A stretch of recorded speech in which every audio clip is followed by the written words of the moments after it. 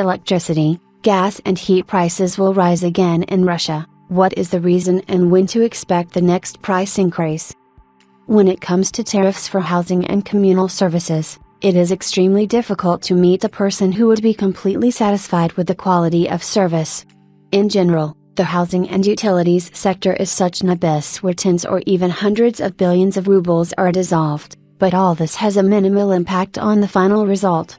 Almost every few years, managers in this area tell us that money is needed for modernization, since the technical condition of the networks in operation leaves much to be desired.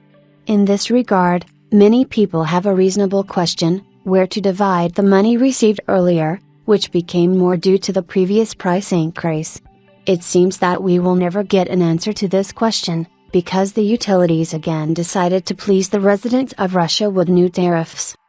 Recall that earlier it was assumed that during the standard indexation program, tariffs will be raised from July 1, 2023, but now you will have to pay more from December 1. It turns out that the price increase will be made earlier by 7 months, but the main trick here lies in something else. The fact is that it is during the winter period that energy consumption increases, and centralized heating is also turned on. It is obvious that additional money for the housing and utilities budget will not be superfluous, since it is already experiencing pressure from impending inflation. Representatives of the industry write that the funds are needed for laying heating networks, repair work and maintaining the infrastructure in proper condition. According to them, the cost of equipment has jumped to 70%, so even this money may not be enough for everything. According to the Ministry of Economic Development, as a result of a 9% increase in tariffs, the average bill for a family of 3 will increase by only 324 rubles per month. It's unclear how these guys counted. We will not go into the figures, but if the author of this material easily exceeds 600 kilowatts of electricity consumption in the winter months, then only on one outlet you can get the above-mentioned additional 324 rubles. Maybe we are talking about a rural family, where the lights are turned on weekends, and TV is watched by the whole village. Whatever it was, but soon you will have to pay 9% more for the services listed below: gas supply, central heating, electricity supply, water supply and drainage, including hot water, and garbage collection. Separately, it is noted that 9% is the limit, while in each region they will make a decision independently.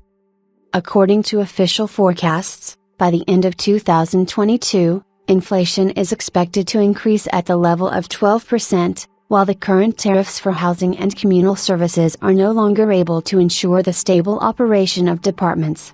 At the same time, it is important to understand that this is not an additional burden on the population, but a postponement of indexing by 7 months in advance. Well, the next increase in prices for communal services is expected no earlier than July 1, 2024, but it is still premature to talk about this, since the necessary increase in tariffs will be judged based on the results of macroeconomic indicators in 2024. The government has already announced that inadequate indexation of all social payments will be made simultaneously with the increase in tariffs. This means that unprotected categories of the population will not receive additional pressure on the family budget. Do not forget about the existence of special payments. For example, military personnel receive benefits of up to 30%, and families who are forced to pay for utilities more than 22% of their total income have the right to apply for a subsidy. All this sounds nice, but obviously not like ordinary residents of the country. There have been too many unpleasant surprises lately.